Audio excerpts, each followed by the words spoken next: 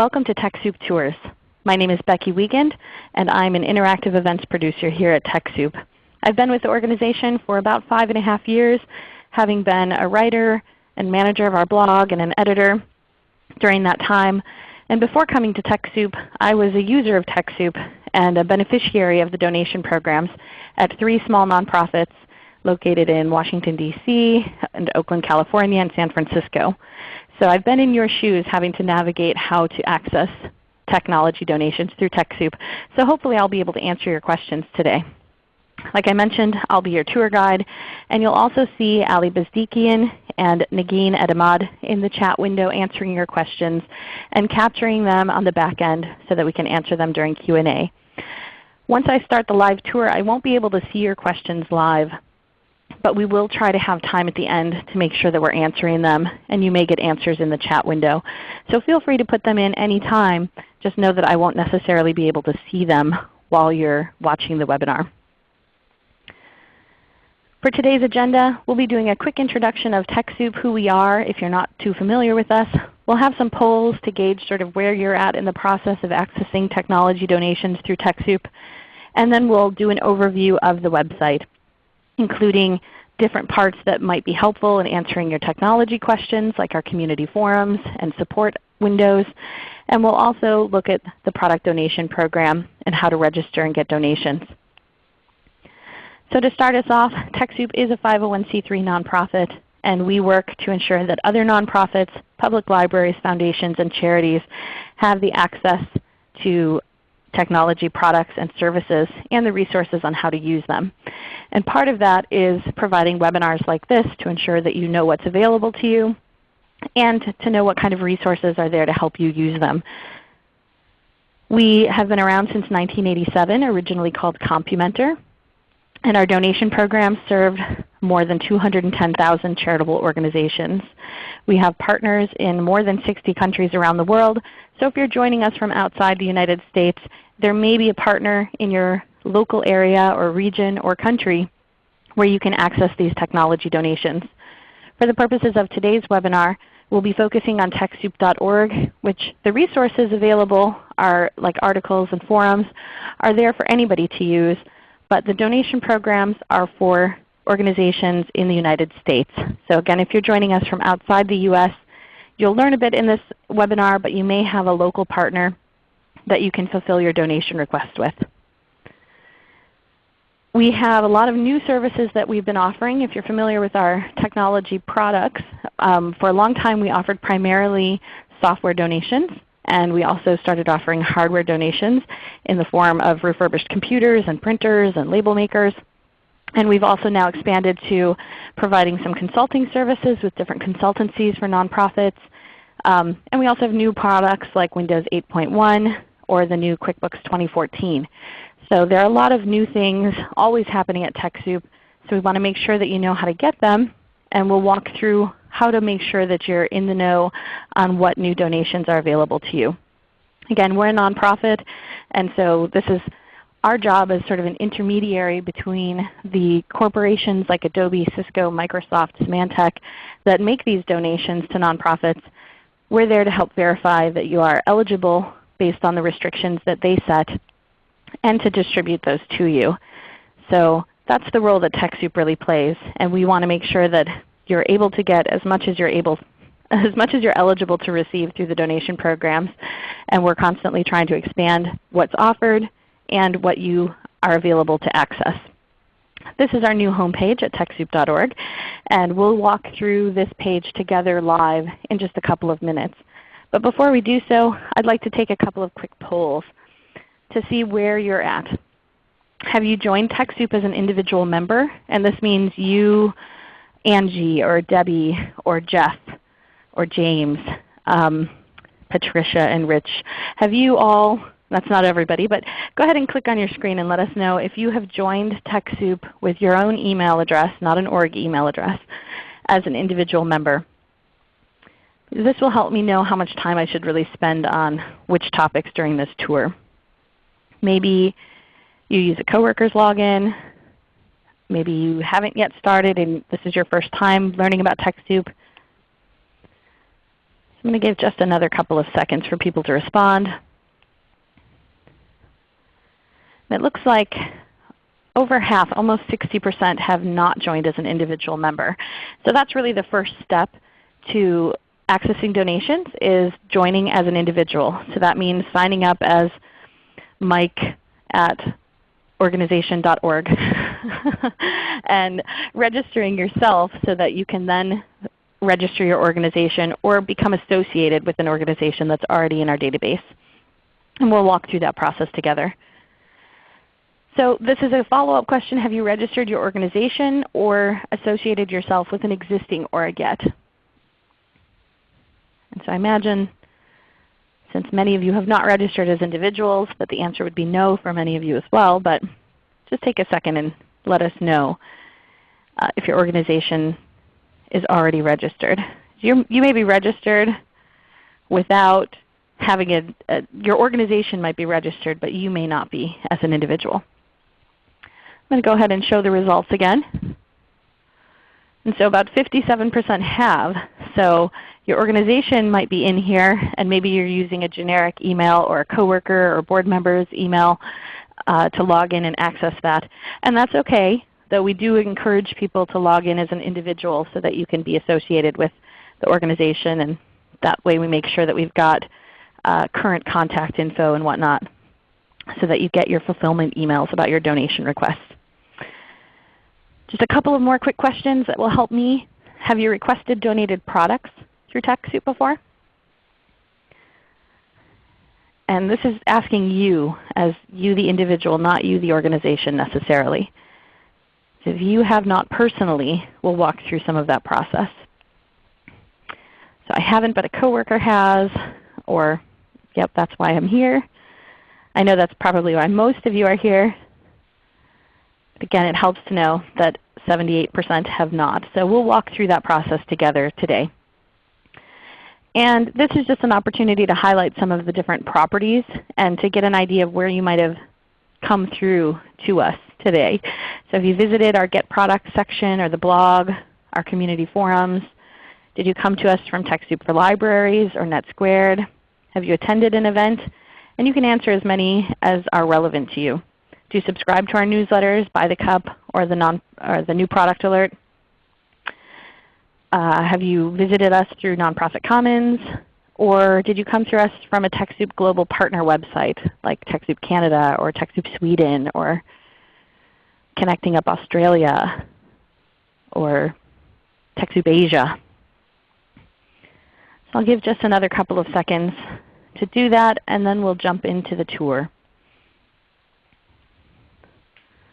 Let us know where you're most familiar with us. And maybe none of the above, but I didn't have enough room for a none of the above. It only gives me so many options.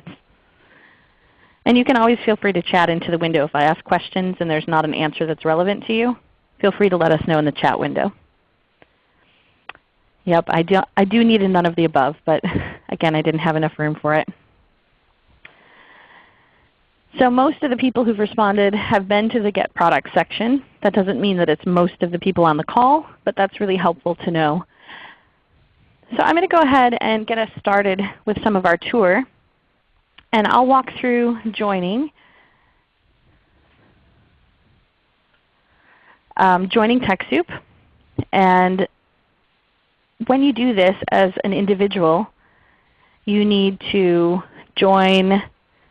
use your personal email account. You need to join as an individual using your personal email account. And when you're on our website, you'll see up in this top right-hand side, I'll go ahead and get a little pointer out here so I can underline where this is at, where it says Not a Member, Join. And this is the first step that you'll take in getting registered and getting yourself situated as a member of TechSoup. And membership is free to join TechSoup. And when you click on this, it will bring you to this page that encourages you to sign up. Once you're there, you put in your first and last name and your email address. Again, this is where you'd put your personal email address. So when I join TechSoup, I join as Becky at TechSoup.org, not as info@TechSoup.org. And there is an opportunity later on when you register your organization to use a generic email address instead of using a personal one, so that multiple people in the organization can receive those fulfillment emails. But at this point in the process, you want to join as an individual. And the reason in doing this is that it gives you access to associate yourself not just with one organization, but maybe you're a consultant that works with other nonprofits, or maybe you volunteer at an organization where you could help them get donations as well. And so as an individual, you can be associated with more than one type of organization, more than one organization in our system. And the only way to do that is to join as an individual. And then you confirm your email, and you can decide at that point also if you want to subscribe to any of our newsletters. I mentioned By the Cup and the new product alert. And By the Cup is a weekly newsletter that comes out every Tuesday, and it is full of what's happening with new products, what's happening with new articles on how to use different technologies, interesting blog posts, updates about webinars that are coming up. And our webinar program, we run events on everything from how to use social media to fundraise, to telling digital stories, to how to use the new QuickBooks 2014. So there are a variety of different options available to you. So it took just a moment to get my screen up. So I'm going to go ahead and show you live how to do that. So again, when we click to join, it takes you to that page where it offers to let you enter your information. If anything goes too fast, you can go ahead and chat to me in the window so that I can slow down. So I'm going to go ahead and join as me.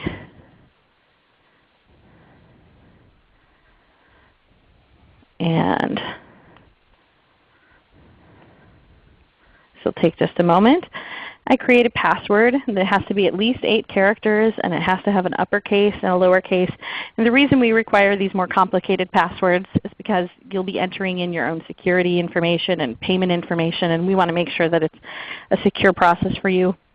And you'll notice at the top of the screen that you see the little lock with the HTTPS. So when you're logging in, you are logging into a secure encrypted environment. So we keep your information safe and sound for you. So I'm going to go ahead and just create a password. Oops. And I need to also create a member name. Now this is the name that would show up for you in our community forums, or if you comment on a blog post. This is what your profile will be. And then I create a security question. Let's see.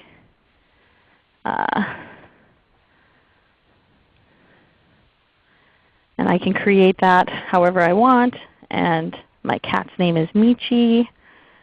And down here I can subscribe to those newsletters. And like I mentioned already, By the Cup. I'll also mention the new product alert email, which comes out. It's monthly, sometimes twice a month. It's not an overbearing newsletter by any means, but this is where you'll find out what new products have come out in our catalog. So if there's a new version of QuickBooks, for example, this is where you'd find out right away, hey, it's available, come get it. Or if Adobe Creative Suites are back in stock, that's where you'd be able to find out. And then we also have a newsletter for libraries. So if you're with the library specifically, that's a newsletter that's just tailored to your needs around public access computing and things that are relevant mostly to library environments. And this just verifies that I'm a human.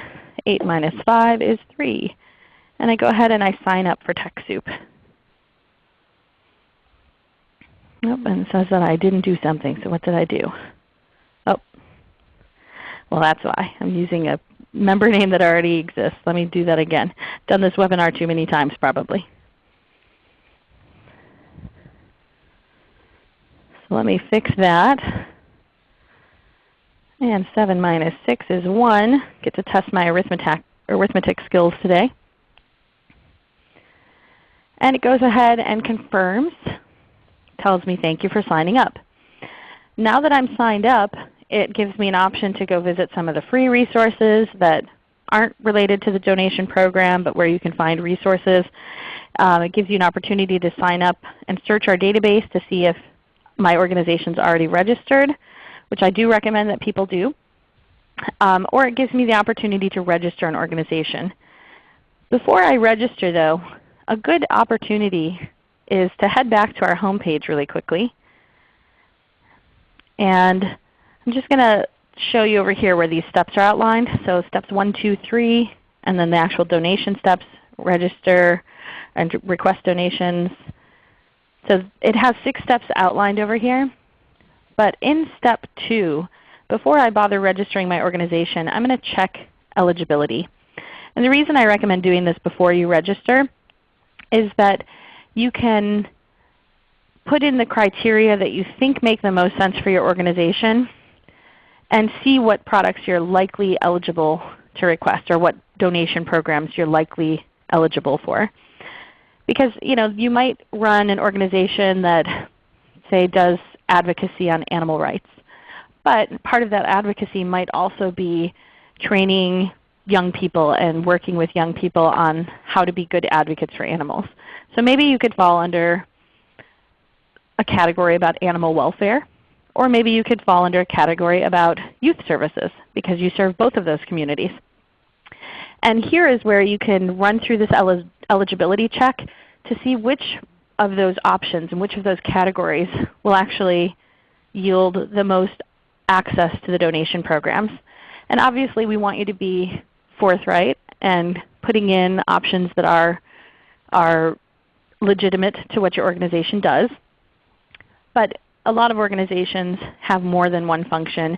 And so you want to pick what your primary description is for your organization's mission, but there may be a couple of different options that equally fit your organization. And so this is a good opportunity to check what those are. So I'm going to say that I'm a 501c3 nonprofit, since that's the majority of the organizations that we serve. And my organization is will be located in Michigan today. And I'll say my organization is which type? Let's see. This list of organization types that you'll see in the drop-down window is not a cryptic list that we created. This is the IRS's list of NTEE codes. And so these are organization types defined by the Internal Revenue Service when they define what a 501c3 organization works in. So you might not find one that fits you perfectly, but most organizations fall within one of these. So I'll say that we work in conservation, environmental, and beautification activities. And then when I go to select a subtype, this list changes to subtypes just of that org type. And so I'll say that I am a preservation conservation organization. And then my organization's annual operating budget in the US, and so this is a big round number that you'd want to come up with. I'll say it's $500,000. And I think I actually can't use that little comma there. And then I click to check eligibility. And then it should pop up with a list of programs that I'm likely eligible to be able to request through my organization. And so if there were specific products that I was looking for, like, oh, we really need the Adobe Creative Suite, and we really need Intuit's accounting program, QuickBooks, and maybe we really need Microsoft. Well, those are all on this list.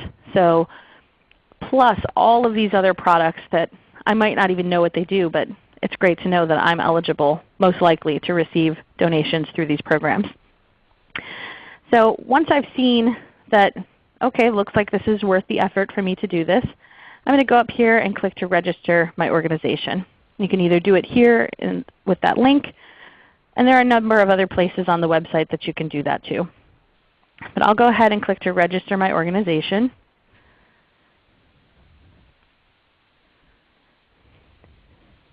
And it's going to first ask me to associate with or register. So it wants to make sure that we are not putting a duplicate organization into our system. Because having two of you in there, two people, or not two people, but two organizations of the same name doesn't help anybody. So we're going to make sure that I don't already exist in the system, I as in the conservation organization. So I'm selecting my 501c3 nonprofit status, and I'm going to enter in my EIN number, which here in this case I'm just using a generic test number. This EIN number is something that you can find on your W-2s, or somebody in your HR or office manager can probably provide for you. It's your employee identification number. And I'm going to go ahead and search for my organization and see if it exists in here. Now, because this is a test number, we get all kinds of organizations that show up on this list once it displays for you. And so I could double check to make sure, okay, none of those are actually my new org, right? In this case, because it's a test, of course it's not. If your organization pops up in there, you would simply click to associate yourself with that organization. And that will now make you what we call an authorized agent to make donation requests on behalf of your organization. Since we'll assume that none of those are my org, we're going to go ahead and click to register and move us forward through that step. So this is where I'm going to enter my information, and a lot of this is going to be similar to what I entered in the eligibility quiz, except now I need to put in my org name and address and title. And so I'm going to select my type again, which I think I said I was conservation and environmental beautification activities. And I'm going to say that I'm a preservation of natural resources organization. And again, those might not all feel like exactly how you describe yourself, but those are the options that the IRS makes available. So we use those standard terms that they use. And if you're not sure about which org type you should fit under even after you've done the eligibility quiz, our client services folks like Nagin, who's on the phone with us or on the line with us today, can help walk through and help you decide. And so I'm going to select my title. Let's say I'm a program officer at my pretend organization called Save the no, there are no redwoods in Michigan. Save the Great Lakes. So we love our Great Lakes, right? And I'm going to say that I'm at 1234 State Street. And I'm in Ann Arbor. I'm just making this up as I go along. Obviously you'd want to use your actual information. And I don't know the zip code in Ann Arbor, so I'm going to go with a pretend one that's someplace in Michigan. And this is where I can enter in an org email that's more generic. But it should be an email address that's checked regularly, because even if I use an info@savethegreatlakes.org, which is what I'll put in here, it has to be an email that someone checks regularly, because this is where you'll get emails about your donation request. So once you make a request, oops, did I type it wrong? Save the Great Lakes. Let's see. Okay, I think that's right. So info@savethegreatlakes.org is my pretend organization, and my org URL is just Save the Great Lakes. And my phone number, we'll say this is a 586. My mom will love that. That's her home phone number. Don't call my mother, please. So you'll fill that information out with whatever is actually correct for your organization. And then here it asks you to create an association code. And this is so that you just create any number that's at least 7 numbers or letters without special characters. And this is a code that you can keep on file so that if other people in your organization want to associate themselves with your organization, like you have an IT consultant that you want to have him or her come into TechSoup.org and request donations on your behalf, you can give them this code so that they can associate themselves with you. And so I'll just do this very unsafe 1, 2, 3, 4, 5, 6, 7. And then I enter in my annual operating budget. And doing this, the reason we ask for your annual operating budget is that many of our donation programs have requirements where they'll say, for example, we will give our donations of our products to organizations that work with domestic violence, animal rights, and not that we don't want to give it to any organizations that do political advocacy or whatever it might be. And we only want to give our donations to organizations that have a budget of less than $1 million per year, or a budget of less than $50,000 per year. So you can go ahead and put that information in. Again, it should be your honest information. And then the next question for partner affiliation code is only going to be filled in if you are part of a bigger organization. Like for example, if you are a branch of the United Way, or if you're a part of Boy Scouts and Girl Scouts of America, or if you have maybe a branch library system that's statewide run and you've got 100 libraries. That will be, if you're one of those types of organizations, you should contact us, because we can make it so that your EIN number, where you only might have one number for all of those branches, can allow each of those branches of your organization to access individual donations for your location. This doesn't apply to most organizations. So most of you can just click to continue and you don't have to put that code in. But if you are one of those affiliates of a much bigger chain or a branch or a system of organizations where you only have one EIN, make sure you get in touch with us so we can set you up with an affiliation code. So we're going to click to continue. And here's where it will give me a recap of my information that I've submitted. So my org status, my EIN, my org type, what my title is, org name, address, all of that. So just to verify, yep, this all looks correct. I'm going to go ahead and submit. And it tells me that I have registered. Now that you've registered, you can go forth and request donations of products. However, you won't actually receive them until you show that you are qualified. And to be qualified is to send us your IRS tax determination letter, or to show us that you are in the public library IMLS database. And this is just to prove that you are in fact who you say you are, and that it's not just a random individual who decided to sign up because they want cheap Adobe.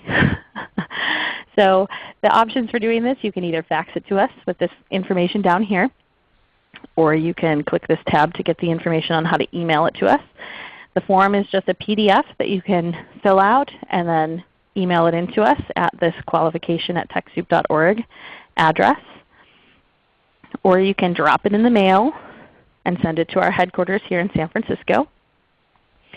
Now the process for qualification, if you think of it like a grant fulfillment process, we are, like I said, the intermediary between many of these donating companies.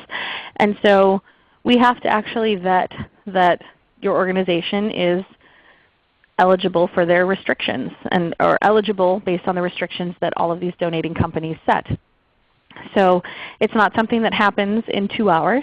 It's something that can take a couple of weeks. So keep that in mind if you are in desperate need of something right away, that it's not likely, unless your organization's already been qualified in our system, that you'll be able to get it immediately. Once you've gotten qualified though, many of our donated products are electronic delivery, meaning that you'll get an email that says, you've received this, and here's the link where you can go and download it, and you can start using it right away.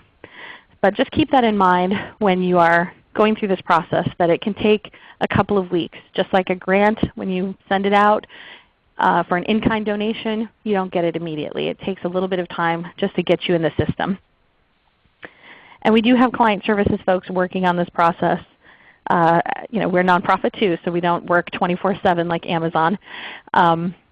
And I will note that after tomorrow evening, we close our offices over the holidays, and we won't reopen until January 2nd. So if you're mid-process on this right now, you will not hear, most likely you won't hear back until the new year. So just keep that in mind as we're moving forward. But let's assume at this point you can put things in your cart up here at the top. And now you'll see that I'm logged in and it says that I'm representing Save the Great Lakes. Now if I was one of those people who is affiliated or associated with more than one organization, I can always click on Manage Account. And up at the top right, and I can see what organizations I am associated with. I can register a new organization, and I can look at the org profile for which I'm logged in right now. So I'm representing Save the Great Lakes. If I had more than one, I'd want to make sure that I'm requesting donations for the right organization. And I can also see what I've requested in the past and what the status is. So if you've requested donations and the status says need qualification or something like that, it means that you're still waiting, that our client services folks might be waiting to get those forms to prove that you are a registered 501c3 and to prove that you are what you say you are. Or they may have it and they might still be processing it. If it's been more than a couple of weeks though, you can always drop an email or give a call to our offices to make sure that that process is moving forward and that they're not missing something. So I'm going to head back to the home page because now I'm registered and I'm in the system. My org is in there and I'm waiting on qualification, but in the meantime I can go ahead and look at the products available. And you'll see on our home page that there are a variety of options at the top where you can subscribe to our newsletter, you can follow us on Facebook or Twitter or all the various online venues we have, our YouTube channel. If you're joining us from outside the U.S., you can select from the drop-down up at the top and pick a country where we do have a partner already. I don't know if that's showing that to everybody, but hopefully it will in a moment. You can see what your email address is that you're logged in with. You can manage your account, and you can also log out. Then you can see our shopping cart right now has 0 in it. We have nothing that we've requested. And so I'm going to look at different products. And this section here where it says Get Products and Services, we can select by donor or provider, which these are the companies like Adobe or Microsoft. And you can see everything that they donate through our programs by clicking on these donor partner product pages. I can look by solution. So let's say I come here and I say, I need something to help me with my fundraising, but I'm not sure what I'm really looking for. I don't know what company or what tool. I can look at the fundraising section or any of these topics that are there. And I can see a little blurb about it. I see some products down here that are listed. I can look at this drop-down that says Find Donors or Grants. I can look at online fundraising products or how to process payments and donations. So there's different categories available. I'm going to just wait for screens to catch up with that.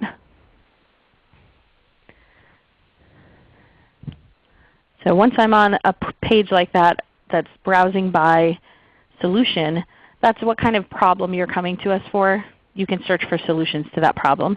So you'll see different products listed. You'll see articles about fundraising or donor management or payment processing. You'll see forum threads where other nonprofits and libraries, consultants and nonprofit tech professionals are talking and answering those kind of questions. And you can join the conversations or share your expertise. You can see blog posts that are related to fundraising, and you can see webinars that are related to that topic too. So our pages have a lot of different resources available. And say you want a discounted membership for GrantStation. You can click to view the details, and you can see what the administrative fee is. The administrative fees are a fee that it's either a discount, like this one is a discount rather than a donation. So they discount based on their regular fee. They give us a discount for nonprofits and eligible organizations. Or you'll see that it says donated, which most of the products in our catalog are straight up donations, and the admin fee is a percentage of the retail, or they are just a small handling fee for us to be able to administer these programs. So you can read the description of what the product offers, what it is. You can also look at what's required. So if it's a software that you need to install on your computer, this one is a web-based product, so the only specification or requirement you need is a web browser and an Internet connection. But for any computer software, you'll want to make sure that your systems are compatible because once you've requested something, there are no refunds. And then you can also look at the rules and eligibility. And this is where if you read through and you think you should be eligible for something, but when you actually request it, you get flagged in your cart that says, wait, you're not actually eligible for this. This is where you might be able to see why. Like if there's some reason that maybe it's a budget restriction, or maybe it's the type of organization you are, that maybe you're excluded from the donation for a specific reason. That's where you can learn more about that. So I'm going to go back to the Get Products and Services section. And I can also browse by organization type. So say I'm a faith-based organization. I'm a church. And we run a soup kitchen, and the soup kitchen is eligible to receive the donations. I can look over here and click on religious activities, because that's the type of organization we'd be called by the IRS. And I can see which programs I would be eligible to request from, most likely down here. And I can see, again, forum threads and webinars and other topics, blog posts and articles that would be potentially of interest to me when I'm looking for technologies for my type of organization. You can also look at all products. You can check out special programs.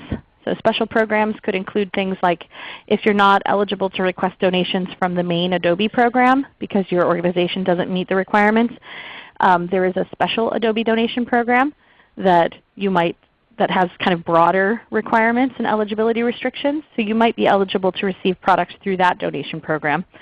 There are a variety of special programs. A lot of times those are limited stock or come in and out of stock pretty frequently.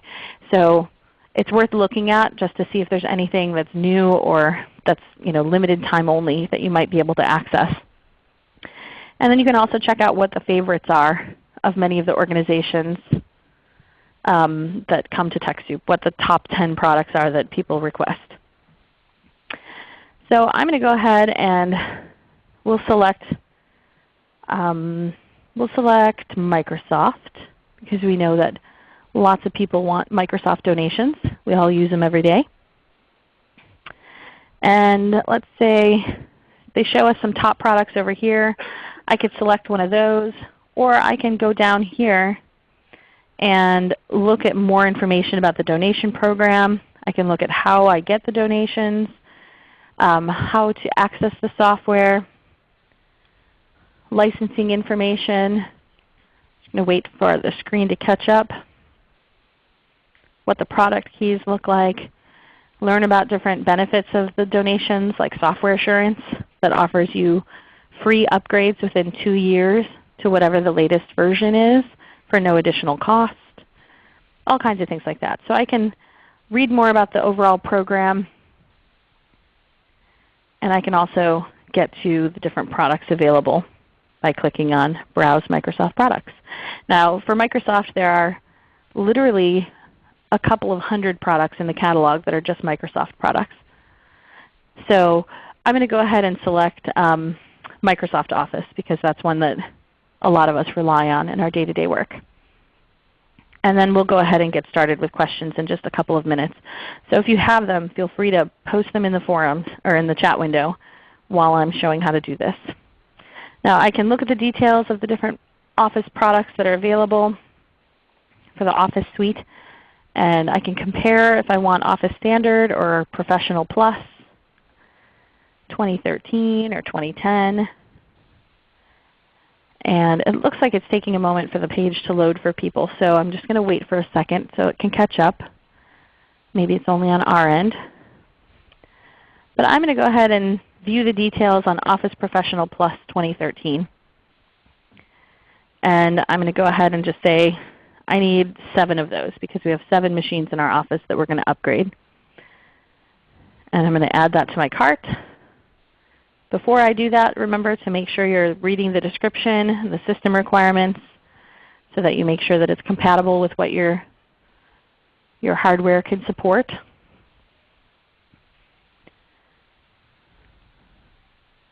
And I'm going to click to add that to my cart.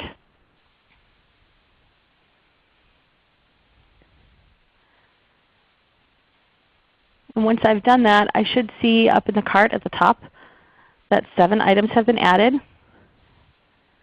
Now, for those of you with questions about licensing at all, Just know that if you have 7 machines that need to be running the software, that you need to request 7 licenses.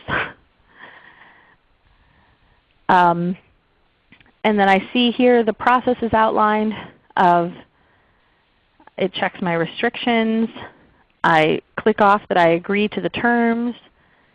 I handle any concerns about shipping and delivery, which most of our Microsoft products are electronically delivered, so you don't receive a physical disk in the mail in a box like maybe we used to 10 years ago or 5 years ago even. Now you get an email to that info@greatlakes.org address that tells you here's how to access your software electronically. I review, and then I confirm payment, and it gives me a confirmation email. Now I can go through this whole process up to the point of processing payment before I'm qualified. So I can wait, assuming that I'll get approved. It can sit in my cart and wait for me, but I won't actually be able to get the fulfillment email on it until that qualification is approved through our client services. So with that, this process is really straightforward. It's just like most other shopping carts you would use on any other e-commerce site, where you're just going through the address and the confirmation of how much and what kind of payment type you want to use. So I'm not going to walk through that portion. So I'm going to go ahead and jump back out of the sharing and take a couple of minutes for any questions that might have come in. I see one from Mike Harris asking, are 501c6 orgs eligible? And I know it was answered in the chat window to some degree, but just for others who might be interested, if you're a different type of nonprofit, a C4 or a C6 or something that's not a C3, C3s are the primary organizations that are eligible through our donation programs. And we also, like I mentioned earlier, make our donation programs available to public libraries that are listed in the IMLS database. We also include public libraries who are 501c3s. So if your public library has a Friends of the Library that's a C3, they would be eligible, most likely. And we have a question from Barbara who's asking if the administration fee is a yearly fee. And that question, it really depends on the donation program. For products like Microsoft Office, which is what I had pulled up, it's a one-time fee. So you pay the admin fee for however many licenses you need, and it's yours forever. And like I said, it also includes software assurance. All of the Microsoft donations include benefits that allow you to upgrade for no additional cost within 2 years of receiving a donation through our programs, with the exception of the Get Genuine products. And those are if you're running a home edition, or if you don't have a license key for, maybe you received a donated set of computers and you don't own the licenses to the software that's on them, this is the Windows operating systems. You can use the Get Genuine program, but it's a one-time only ever in the lifetime of your organization to request professional versions with legitimate licenses for those products. And those ones do not come with software assurance. But on the administration fee question, there are some products in our catalog, like you saw the Grant Station one that I opened, where it's an online subscription. It's an annual subscription, so that would be a fee that you would need to request it again. Most of those programs, I don't want to say all just to protect myself here, but I actually think all of our donation programs that are annual subscriptions allow you to renew at the same discounted rate or donated rate through our catalog. Let's see. Jeremy asks, my board is thinking about changing its name with the same mission. How do we do that? So what you would need to do if you're doing a name change or an address change of your organization, you'd need to send us a letter on letterhead that says we've changed our name and this is what it is, and we confirm that this is in fact true and the case for our organization. And then we can go in to change that in our database. Ingrid asks about Office 365. Does the fee include subsequent fees for Office 365? Well, Office 365 is not actually donated through TechSoup. Microsoft is managing that directly on their end. We are just helping to qualify that you're eligible for it. So once you're verified in our systems as eligible, then you get the donation of Office 365 through Microsoft. I can't speak for Microsoft, but they've made it clear to us that they intend to continue offering that as a donation to eligible nonprofits into the future. So beyond any customizations, you may not have additional fees outside of the initial request. Angie asks, if we're purchasing new computers, should we wait to order software products? If you're purchasing new computers, I would make sure what you're ordering, what you're requesting on the computers, that you aren't duplicating. If you already have operating systems installed on them. We do recommend that organizations that are buying computers get the professional versions, because again, if you're going from a home version or a home consumer version, you won't be able to upgrade to the professional versions through TechSoup without using that one-time only Get Genuine request. So it's a good idea to make sure that you're getting the professional versions of software when you're requesting those, or when you're buying computers out in the consumer marketplace. You can wait if you know for sure that you're going to need a copy of QuickBooks, and you're going to need Adobe, and you're going to need a subscription to ReadyTalk for web conferencing. You can request that at any point.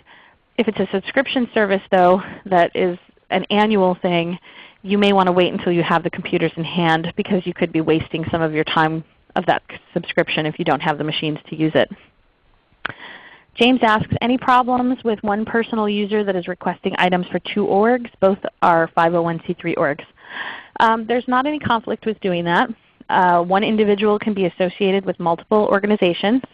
We have a lot of people that do that for, maybe they work at an organization and they're a volunteer at another one, or they're a consultant for a handful of organizations in their community. And it's fine for them to request donations as long as they're associated with those organizations. And you just need to make sure that you have the association code to affiliate your personal account with it. So that's not a problem to do that. Let's see what else. Jeremy asks, I purchased a lot of products but bought them in 32-bit format when my computer is a 64-bit computer. It's messed up a lot of programs. Can I get the 64-bit instead? You can request a new set of software. But okay, so it looks like Nagin has answered that in the chat. I believe that you can request it, but you can't get a refund for what you've already requested. Is that correct, Nagin? Go ahead and unmute yourself. We'll let her answer that one. So when you download, or when you request a 32-bit product and instead you intended to request a 64-bit product, it's all right. In the Microsoft Volume Licensing Service Center, you can choose which bit version you want to download. So you don't need to go into a panic and try to return your product. You can just choose to download 64-bit instead. Great, that's really helpful. And I was going to say that you can always use software assurance as well, if you, maybe not for the 32-bit or 64-bit question, but if you need to upgrade or even downgrade. So if you need to roll back to a prior version because, say, your QuickBooks is not compatible with the latest version of Windows and you want to roll back to Windows 7, you can use your software assurance to do that in the Volume Licensing Service Center for no additional cost. So you can go in there and you can download the correct version as long as you already have received that product within the past 2 years. So there's a lot of flexibility with some of them. But for the most part, if you request a donation through TechSoup and you've paid for it, paid the admin fee already, that's your product. And there are not refunds on most of them. So just make sure that you're really looking at those specs and looking at the system requirements before you request. And also if it's a subscription service, that you're starting it so that you're not going to request it and then sit on it for 6 months before you bother using it, because that's just wasting your money. And we don't want to waste your time or resources. We're here to help make it easier on you. Anyway, I'd like to go ahead and just share some additional resources.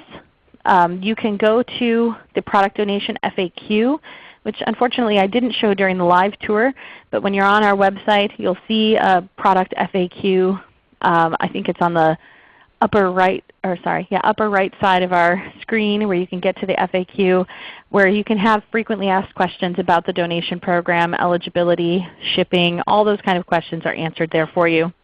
There's also a link to the eligibility quiz so you can check your organization's most likely to be approved donations. And you can see a list of our upcoming and archived events and webinars. So this is our last webinar for 2013, and we hope you'll join us again in January. We have a variety of other topics coming up on digital storytelling. We have a webinar with GrantStation on planning out your grants for the next 12 to 18 months. We have a webinar coming up on QuickBooks 2014. So we cover a variety of topics, and we hope you'll join us for them. And then also the link to Need More Help will take you to how to contact our client services folks like Nagin, who can help answer your specific account questions anytime. Again, we'll be closed from the 20th until January 2nd. So make sure that if you've got questions, you ask them quickly, or that you wait until the new year, or just have that patience over the holidays. Before we go ahead and jump off the line, I'd love to get your feedback on what topics you'd like to cover in our future TechSoup tours. So feel free to click on what kind of topics you'd like to see us cover. If there's something we didn't cover today or a place on our site that we didn't go over, please let us know if there's anything that you'd want us to do differently or more of. You'll also have an opportunity when this web page closes to take a post-event survey to let us know your feedback on how we can improve our program. With that, I'd like to go ahead and thank Allie and Nagin for helping on the back end to answer your questions and to field the chat. Thank you all for joining us. Let me go ahead and show the results of this little poll that people have been taking. So the new TechSoup donation programs and more of the same. So we do this event monthly, and we will be doing it on January 30th. So you're welcome to join us again, and let your nonprofit colleagues and library and foundation colleagues know if they would like to access donations through TechSoup, how to join us. I'd like to thank our webinar sponsor ReadyTalk for providing this webinar platform for us to provide these webinars to you on a regular basis. You can visit their donation program through TechSoup at TechSoup.org/ReadyTalk. And again, please take that post-event survey that will pop up once your window closes. Thank you so much, everyone. Have a terrific holiday. Bye-bye.